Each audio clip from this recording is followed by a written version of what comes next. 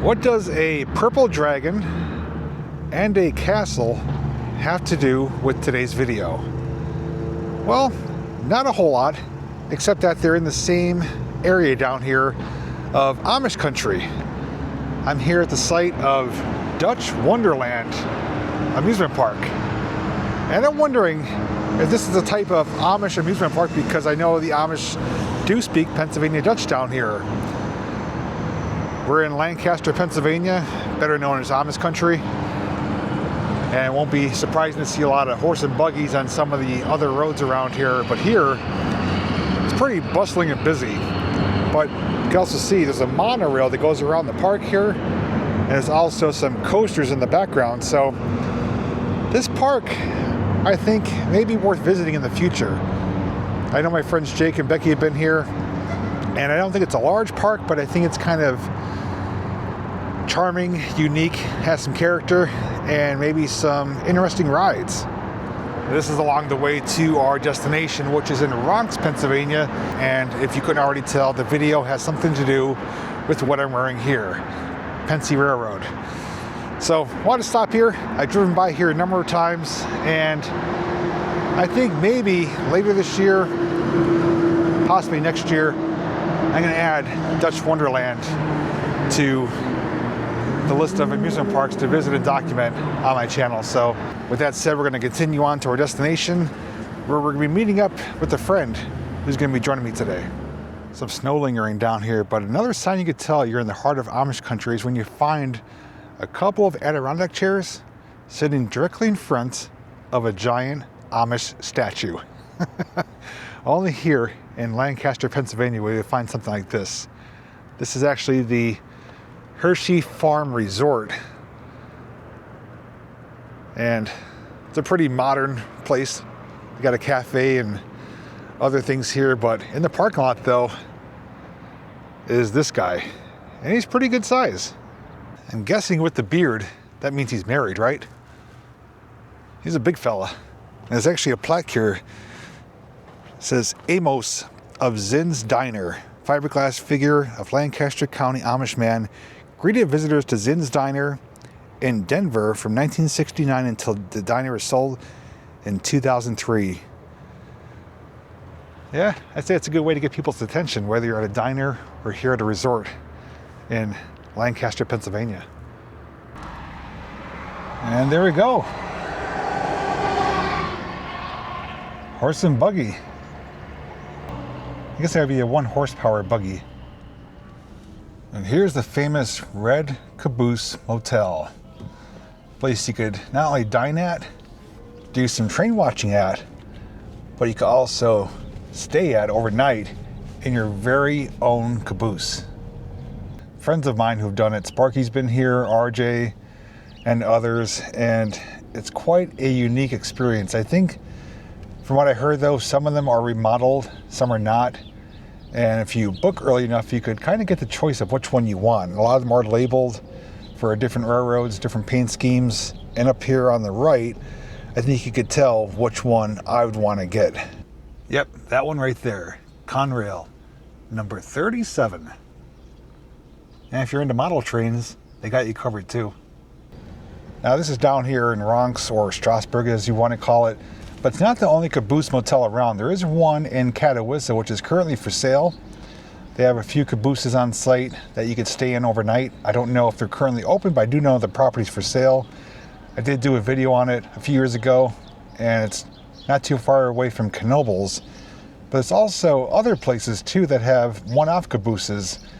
And down in West Virginia, you can even do a castaway caboose where they take you by train in your very own caboose to your designated sleeping area, and they drop you off with your caboose and come back for you the next day. Rio Grande looks like it has a fresh paint job. New Haven, good old Pennsy, PRR. And of course we know D&H. We definitely covered a lot of these different railroads on my channel at one time or another, at least the ones that are local. And Alaska, I actually have on my train layout, an Alaska diesel train. So needless to say, if you're into trains, and you want to have the ultimate train experience of sleeping in a train car legally, well, come down here to the Red Caboose Motel. And here's a look at my switching tower, Tower J. Looks pretty good, doesn't it? And right now, the smell of manure is strong in this area here at the Strasburg Railroad. They are closed today. No trains are operating, but we have been here numerous times to witness 611 in operation and some of Strasburg's own steam locomotives. And in just a few short months, this place is going to be hopping with activity. 1924 Ford TT delivery truck. I guess it'd be similar to like a panel van. I bet you that thing still runs too. It's even got the old hand crank. And the reason we stopped here is because our destination is directly across the street. Inside those doors of the Railroad Museum of Pennsylvania sits one of the best collections of locomotives I've ever seen. Want to check it out? If so, just come along with me. Before we head inside from the road, you can see Reading Railroad coach car and an Amtrak electric locomotive right there. Paid our admission, we're inside, and right here below the clock says, "Railroads changed our lives forever," and isn't that true? And I did say I have a special guest joining me today. Mr. Matt PG's here, doing some photography work. And last time we were here, both of us, was 2022, so we have some catching up to do. There's a lot to see here. I'm not gonna be able to show you everything, but I'm definitely gonna show you a few things that stand out to me. One of which is my favorite color of Conrail blue, if that's any hint right there. So this locomotive, number 1223, built at the Juniata shops, 1905, has some movie history because this was in the movie Hello, Dolly. Have you ever seen that? This may be recognizable to you.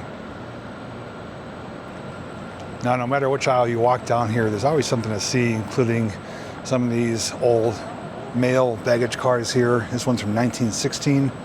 You can see, pretty primitive, horse-drawn, obviously. And you have some larger ones here. This one's for dairy and ice cream and butter and milk. So things have come a long way. And then right behind that, we got a baggage car. Both of them are actually Pennsy baggage cars. And this is how you'd see at the old stations or platforms or depots. They'd bring the wagon over with the luggage, load it up, ready for its next destination. And look at this, an old horse-drawn hearse. Matt was saying back then, people were much shorter because if he was in there, his feet would be hanging out the back. I said either that or they chopped the legs off, but this is pretty neat. If this was actually used, you know, the stories you could tell. And if it's a replica, well, it's really well done. So it looks like this side is mostly coach, mail, baggage cars. We already passed the Caboose, another coach car. Then we have another Juniata Shops locomotive, number 460 right here. And I've said before, in case you're not aware, the steam locomotives go by wheel configurations. So the front lead wheels, you count all of them together. So that would be 4. Then the drive wheels would be 4. And then if there's any trailing wheels, it would be the numbers. So this would be a 4-4-2 wheel configuration. A little inside knowledge in case you're wondering how they classify steam locomotives. But these are in pristine condition. I mean, they are cosmetically restored. I'm pretty sure most of these will never operate again under steam, but it is good to see that they are not rotting away or cut up for scrap. So one place I was hoping to take you, which is closed, is the outdoor train yard, because they're actually in the midst of building a roundhouse out there. And if you want to see what's out there, when I walked around 4 years ago, you'll find the video linked down below. But in the back of this yard, they are building a roundhouse. They actually have the footers and foundations in, probably to help protect and store more equipment out there, but it is off limits today.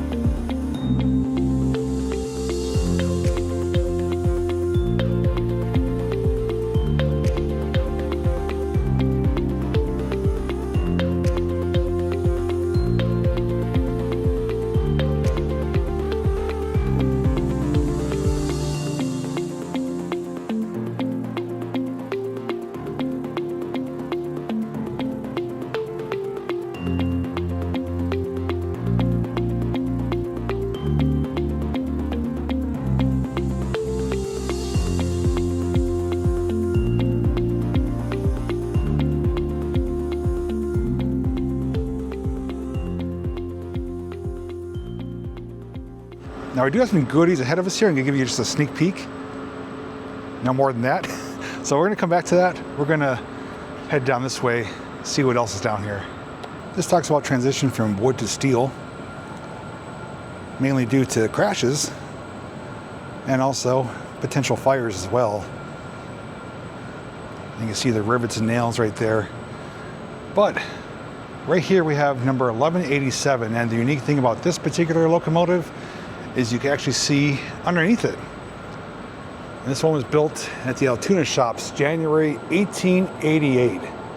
Now the Altoona shops are still open for Norfolk Southern. They're just a fraction of their former size though. But it was a massive facility, also known as the Juniata shops. So Juniata, Altoona, basically the same thing.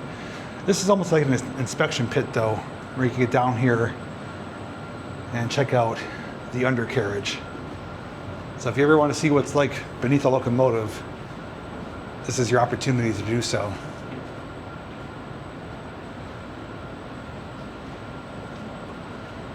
That's basically looking directly beneath the boiler.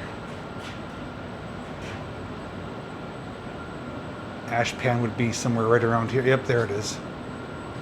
Ash pan right here. They usually pull over an open pit, open that up, ashes drop out.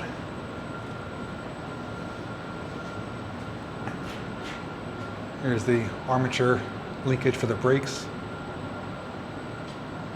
And I believe this is beneath the tender now. And it's all labeled down here, so you can really go in depth and learn a lot more about than what I'm showing you. This is just kind of the Cliff Notes tour. It's kind of daunting to stand down here though and realize this hulking beast of steel is directly above you. I've actually come across one of these before. There's one of these on display in Altoona at the Railroaders Memorial Museum. And as it says, it's a test-weight car. This was for the PRR and weighs 15 tons, 30,000 pounds. And when they do new track work, they could roll this onto it, make sure everything's going to hold in place and be safe for trains to roll over it. Now often when you're filming video of certain things, they don't come through on camera as to the scale and size of them. So with me standing here, you know, if I'm down here track level, these drive wheels are taller than me. So it's deceivingly big in person. But on camera, you don't get the true picture, but hopefully this helps you understand just how big these massive steel wheels are. They're at least 6 foot tall. Now cabooses come in a lot of different shapes and sizes for different needs. This one's known as the bobber caboose. Built 1890, retired 1937. But the unique thing is the length. It's only 22 feet in length. It's kind of a condensed version of a caboose. So not very big at all. Usually they're almost a quarter to double the length of what you see here. Some are longer, some are shorter, but if you ever see a short one like this, typically they're known as a bobber caboose. Now this piece of equipment here is one of the most unique looking and most intimidating looking, especially if it's coming down the rails towards you, because, well, you're going to see why. Take a look for yourself. It's a massive snow plow.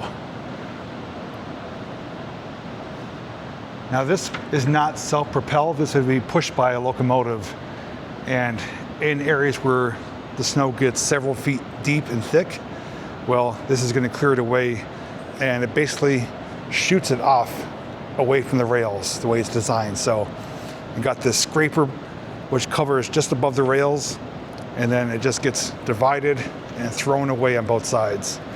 But you do have the windows up there for the crewmen, just to make sure everything is working as intended, make sure there's no one on the rails, no obstructions, no trees, stuff like that. But a really cool piece of equipment. Another thing that railroads use to clear snow besides a plow is called a rotary snow plow. I'll show you a picture of one because Steamtown has one. It's similar to this, except it has a big rotating type of propeller, and that is steam powered. Now it can't propel itself, but it can. The steam is used to spin that big propeller blade. So depending on the environment, location, or the railroad, you'll see either a plow like this or the rotary snow plow. So for 2846, not only is this one labeled, they got the front hatch open, but they also have a platform allows you to get inside the cab and check it out for yourself. So we're going to let Matt give it a look and then we'll check it out too.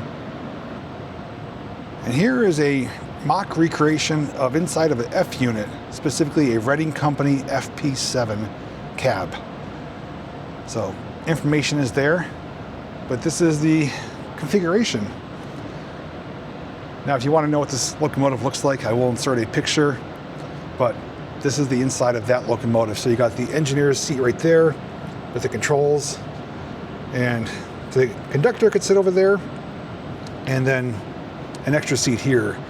Now obviously it's a diesel engine, there's no firebox, they don't have to do anything as far as feeding it fuel or water, stuff like that. But from what I heard is that these are not the best locomotives to operate. Visibility is not the best either. I heard that, I don't know if it's true or not, but in case you want to know what it's like inside of one of those F units, that's a good indication right there. So a bit dark, I didn't bring a flashlight, but if you want to check this out, actually hang on, I got my phone, we can illuminate with my phone. There we go. Yeah, just use your phone, that'll be sufficient. So engineer's seat right here on the right. That's the brake right there, I believe. Throttle is this long handle right here. And then the fireman would be over here on this side. He's got his own seat. He'd be responsible for feeding the firebox, controlling all the pressure and steam. So a lot going on inside this cab, which is incredibly hot because of the fire. And then right here you have just the tender itself. Part would be coal, part would be water. And larger locomotives like the big boy would have an auger system where the coal would get fed right directly into the firebox through that auger. This one though looks like that to manually shovel it. By the way, while you're watching this video, make sure to comment down below. Tell us what your favorite locomotive or piece of equipment is that you've seen here. Pretty soon you're going to find out what my favorite one is if you don't already know. This looks like what I'm calling an old school tanker car, because the tanker cars we see today don't typically look like this. They're usually a lot larger and don't have so many rivets. So I don't know the date of this. If I do see it on the other side, I will insert it, but I'm pretty sure this is a much older tank car right here. We're going to take a brief look inside this 1950 yellow Pittsburgh and Lake Erie caboose. There was an attendant inside who wished to remain off camera, so that's why I'm doing the voiceover. But this was added to the museum since our last visit. This area here is the bay lookout window. The conductor would sit here to look for the smoking journal boxes on the other train cars. This was cosmetically restored on the outside in 2023, and the interior was restored in 2024. And they restored it to how it would have looked when it was last in operation in the early 1980s when this did retire. Had a coal stove there for heat and for cooking their food, a bathroom which is a little bit more modernized now, but this would serve as an office, sleeping quarters, kitchen, tool room, and this was required and necessary for freight trains back in the day, especially for steam locomotives, but eventually got phased out once diesel started becoming mainstream. Check out this tiny one here. Ain't it cute? Vulcan. I believe it's made at Vulcan Iron Works in Wilkes-Barre, yeah. They made these small switcher locomotives here. This was built 1930, operated for 60 years, retiring in 1990. It's an 040 wheel arrangement, just at 12 feet 6 inches, 83 horsepower, weighs 8 tons. And if I'm not mistaken, I believe these were gas powered. Little 6 or 8 cylinder gasoline engine. Pretty simple to operate, just used for moving either cars around the yard or even pulling mine cars around the colliery site. It's even stamped right there.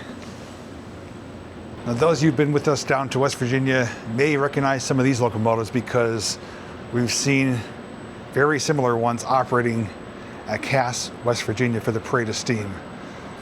This one is the Heisler. Number 4, a new type of geared locomotive. So these next few are all geared locomotives. You won't see the big drive wheels that you see on your more traditional steam locomotives. So this one is a little bit different, but still the same as a geared locomotive. And the Heisler has these big, I believe these are pistons right here on the sides here that kind of make everything rotate with the gears and everything. So this one doesn't have as much visuals, but there's the gearing right there on the inside. So that would drive the wheels, and these two arms connected just to propel the wheels. Then we have a Climax right here, another type of geared locomotive known as the poor man's locomotive.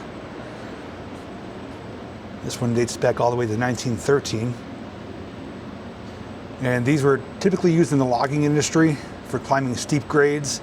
Not fast locomotive, but a lot of torque, a lot of power for climbing steep grades, pulling heavy loads. So you don't see them operating on normal freight train railroad companies or even passenger trains, even though they are used today for passenger excursions at Cass. And this is Latonia Railway. This is your more traditional Shay locomotive, which most of them are Shays at Cass. I think they have the largest collection in America of Shay locomotives, and they are just phenomenal to see in person. This one goes back to 1906. And if I'm not mistaken, I believe Steamtown is doing a restoration of a Shay locomotive. So that'd be neat to see once it's completed as well. But if you ever want to see these in operation, the best time to do it is at Cass, West Virginia for the Parade of Steam, which is June of every year. And it's a sight and a sound unlike you've ever seen before. And that's why me and Matt and our friends keep going back year after year, because it's just a once in a lifetime experience. But it's not once because it happens annually, but you feel really fortunate to be there to witness it and to see these in operation with these arms going up and down and the steam shooting out of the sides and just the gears rotating. And Matt himself has captured one of the best photographs of a Shay locomotive I've ever seen. And if it's okay with Matt, we'll share it in the video so people can see what he captured. Was that last year? Yeah, that was last year. Last year, yeah. It's an incredible photo, worthy of a magazine. And like I said, these locomotives stand apart from the rest for their own reasons.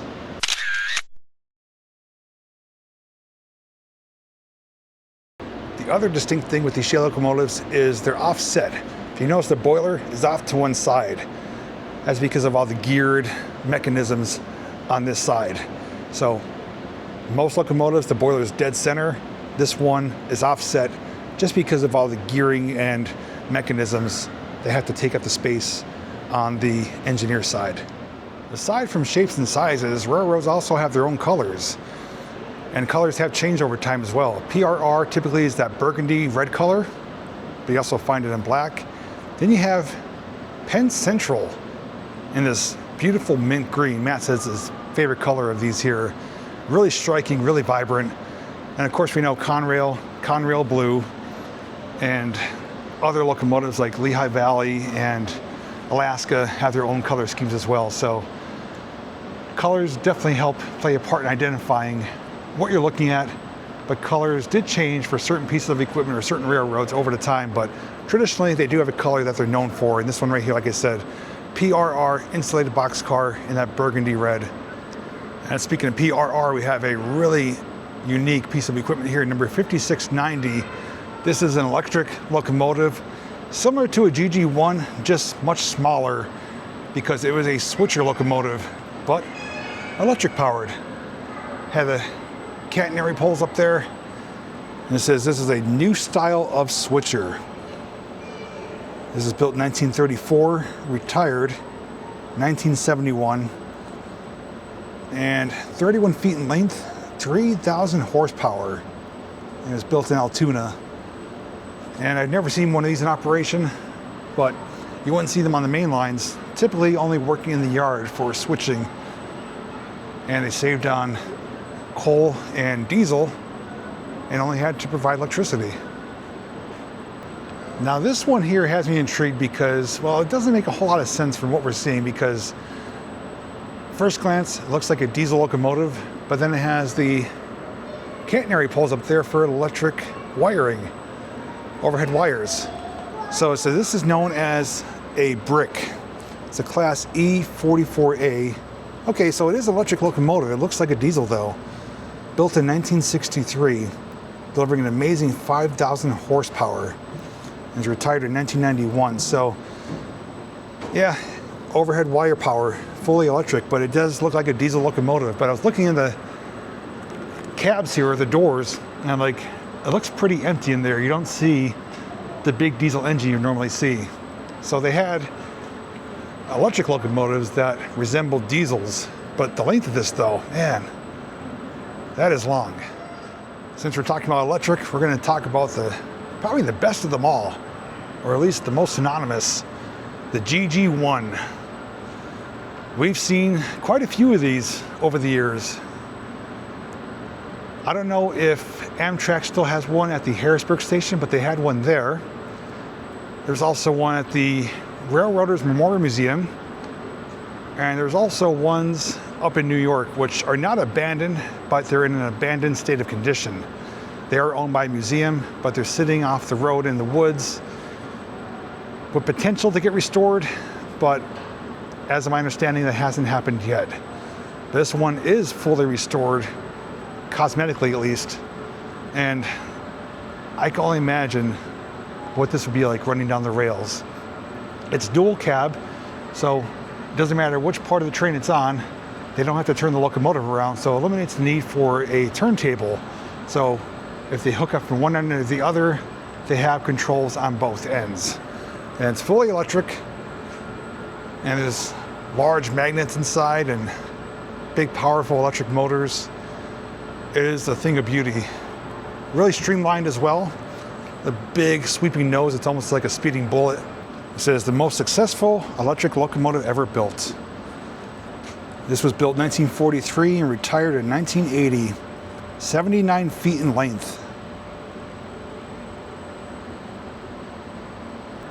And I've seen them in different colors. I've seen them in the maroon color, seen it black, and also different railroads had GG ones as well, not just Pensy. So they came out in a whole bunch of different colors based on who owned them. Now the one that has my attention and the one that I love the most is directly in front of me. Conrail 2233. And can't lie, the color itself is my favorite color. I love blue. But Conrail, as I've said, is the railroad company that got me started in my love of trains, because growing up in the 80s is when I've seen Conrail operating locally, and it just stuck with me. I'm like, it is such a sight to see these blue locomotives running around the rails. And this is a GP30, and sometimes they do offer cab tours. I did tour it last time, so if you want to see what it's like inside, you could just check out my video from 2022. Typically there's like a little bathroom toilet area up in front there, 2 seats up there, conductor on this side, engineer on the other side. And I don't know if this is in operating condition, but it is such a beautiful piece. Now Conrail does have some controversy surrounding it. Some people like them, some don't, because they basically consolidated other railroad companies under their own government railroad. That's what Conrail stands for, Consolidated Rail. So although they did take other companies out of business, they basically had no choice to with some of them, because they were failing, losing money, and Conrail took over and kept them going for at least a little bit longer, until the, I think, mid to late 80s at the latest is when Conrail pretty much was no more. But there is still Conrail units in existence operating today. I know Norfolk Southern has a heritage unit. It might be 8098 that does operate sometimes on the Sunbury line. It's a bucket list item for me to catch in person. I know it's been out in Pittsburgh a lot, been in Altoona a lot, but I'm hoping to catch it at some point. But I think you can understand why I really love this locomotive. And this is what I was talking about with the other locomotive. With these doors open, you can see the massive diesel engine located inside there. So fully diesel. I don't know if this is a diesel electric one. It says this is a second generation diesel locomotive. This was built in 63, retired in 84. And looks like they replaced some other diesels as well. And it says this was one of the last locomotives painted Conrail blue at the Juniana shops in Altoona. And this one here is a diesel electric locomotive, and formerly it was painted Conrail. So it's original Pensy unit, GP9, really well-known, reliable diesel locomotive, dating back to 1955, operated for 30 years. And me and Matt were just talking off camera. We believe, if we're not mistaken, there's a locomotive just like this up on Horseshoe Curve. And if there is, I will insert a picture of that, but I'm pretty sure they have a GP9 up there, which is painted in the Pensy scheme. And I think that was maybe former Conrail as well, but looks very similar to what is up there at Horseshoe Curve. Beautiful burgundy, streamlined diesel locomotive. Matt did a video here a few years ago, and he actually used this particular locomotive for the thumbnail. Got the dual lights up there. Again, very streamlined. Good length to it. And this is an A unit. As I explained in the past, these typically run in tandem with either another A unit, which is basically a powered cab, or they have a B unit, which is just a powered unit with no cab. So they can run AA or AB or ABA units for more power. So basically take one of these, chop the nose off. It's just a powered unit for additional power, but the A units always have cabs. This locomotive I remember from last time. This is Baldwin Locomotive Works number 20, Philadelphia. And I think I remember saying this looks like a train from the Wild West. Like you'd see when the cowboys would try to rob the train. They have the big stacks like that, really colorful, big drive wheels. This one's labeled as Tahoe. VNTRR, that's gonna be, nope, Virginia and Truckee Railroad. I actually never heard of that. Although I'm sure I probably read the sign last time I was here. Built 1875, retired in 1944. Now, there are still locomotives like this in operation, but I think more so replicas. I know, Matt, what's that railroad that has number 17? The NCR, the North Central Railway. Yeah, NCR, North Central Railway, has number 17. It's a replica locomotive, period correct, but more modern, but it looks similar to this, which still runs for passenger excursions. I've rail fanned it, I've ridden behind it. So these types still do exist, but far and few between in their original form. And did you know that PPL, Pennsylvania Power and Light, has their very own locomotive known as a thermos bottle on wheels? PPL is still in operation today, providing power to households all across the area. But this is a unique looking locomotive in a beautiful color blue. This was built 1939, retired 1969, and the owner was PPL Light Company. It's a Heisler locomotive built in Erie, Pennsylvania. So it's a fireless steam locomotive. So a bit safer, there's no embers spewing out. Probably less maintenance, don't have to worry about boiler repairs as often as like a normal steam locomotive. And although you can't go inside, you can at least get a peer inside. Now there are some other exhibits and things you could check out.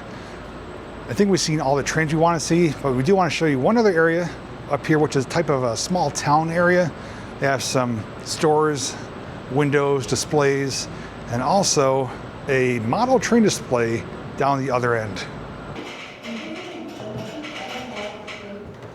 Like someone's typing a telegraph.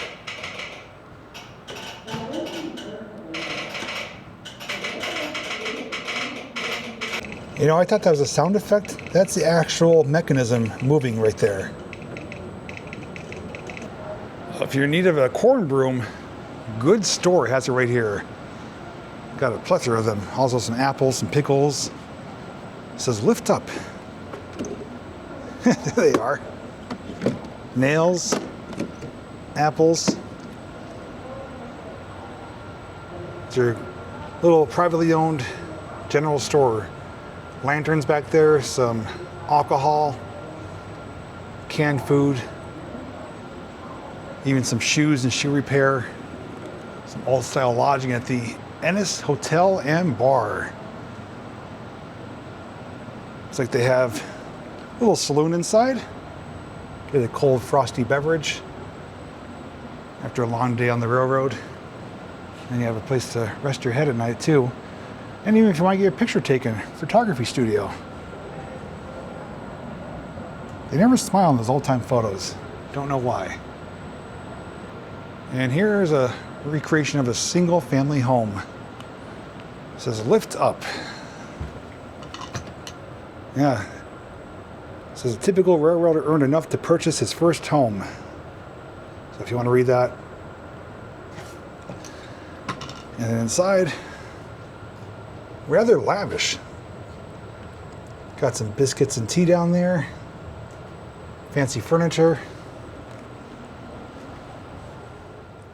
Anyone like Legos?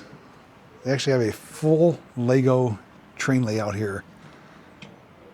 Behind some netting, but it's interactive. You could come down here, push the button, and operate the trains.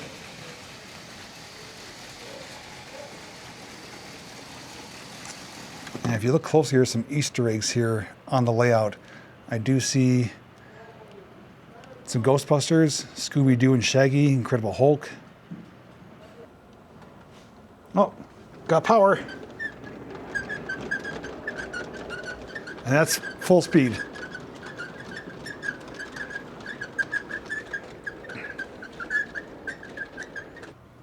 Oh, you can do the switches too, right? Yeah.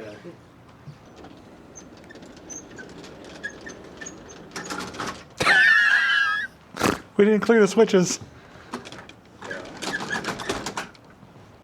It's Matt's first day on the job. Caused a derailment already. There we go. Now we got the switches aligned. All right. Made the train a little smaller. Hit some switches. And see if Matt could back it up underneath the industry there.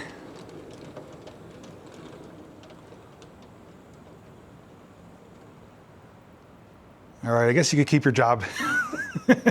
No more derailments. As you could tell, it doesn't take much to make us happy. We found one working train, derailed it, and then sent it to the industry. But there is one more train display up here we're gonna check out, which is smaller scale. If I'm not mistaken, it's HO. And here it is. Highly detailed as well. Little tiny homes, people sitting on the porch there.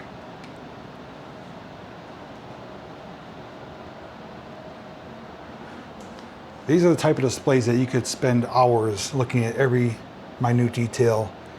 And that attention to detail is not spared. I mean, they really cover everything. Like, if I can zoom in here, you can see the playground, the bicycles, the teeter-totter. Fantastic. Even down here at the post office, little dog sitting there. One thing that really makes a train display stand out is the backdrop. When you have a painted backdrop like this, it really helps blur the lines between real and artificial. It almost looks like the Juniata shops. You can see they got an exposed switcher engine there. Crew's working on it. Turntable, roundhouse. And even some GG1s right there. Absolutely love this PRR station. Like you're getting brought into a whole nother era of time. The fountain, the taxis, the people waiting to get picked up or dropped off. The little cafe right nearby. Even the street lamps illuminated. Even like the weathering on these buildings too, and the automobiles. I mean, it's not pristine and shiny. It looks like it's been sitting out for a number of years. Trains aren't running though. Last time I was here, I think they were running. They may have even had a controller, which is no longer there. So right now it is just a static display. Maybe they run them on certain occasions, but regardless, well worth a look. There's a lot to see here. And look at even like the pickup truck right there with the lights coming through the tunnel. Detail out the wazoo. We're now up here on the second floor, which offers a catwalk we're going to walk out onto, but I actually forgot. Up here is another train display. This one, the trains are actually operating. Maybe the one downstairs never had operating trains. I might be mistaken for this. But they got multiple lines here, big looping layout, diesels, steam. It's behind protective glass, so you can't really get the best view through camera, but some of the areas are modeled after specific things which are labeled. Got the mining facility there. The bridge, which says the Granville Bridge, being pulled by a steam locomotive right there. Rolling past a roundhouse with the turntable. And the switcher just started moving right there. And this is after Lewistown in Pennsylvania.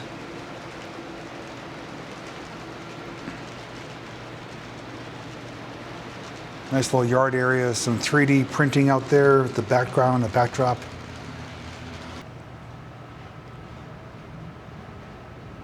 Oh, got some wheel spinach, gotta put the sand down. Is it gonna make it?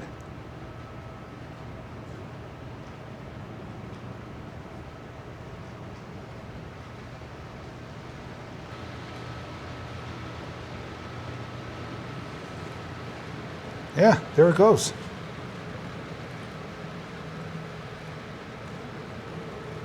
Empty the coal, drop down below to the waiting cars, take the empty back. And once you leave the train area, you got this observation platform, which really gives you a bird's eye view of everything. Incredible views from up here. Everything that we just seen from down below, you can now see from up above. And Matt and myself are saying we picked the perfect day to come. It's a Thursday. It's a relatively cool winter day out. Nothing going on. Strasburg isn't open. There's hardly anyone here. We almost have the entire place to ourselves. Yeah, you guys shouldn't be up there. Oh, just filling the ice? Okay. A little bit of an obstructive view over here, but you still get to see top side of the GG1 at least.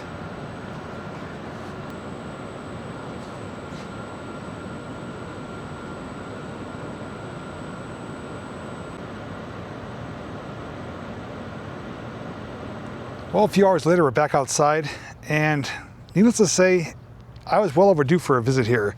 4 years was much too long because, as we've seen, there's a lot of things I forgot about, and also some new things. That yellow P&E Caboose underwent restoration and is now open to the public, and they allow you to go inside and check it out.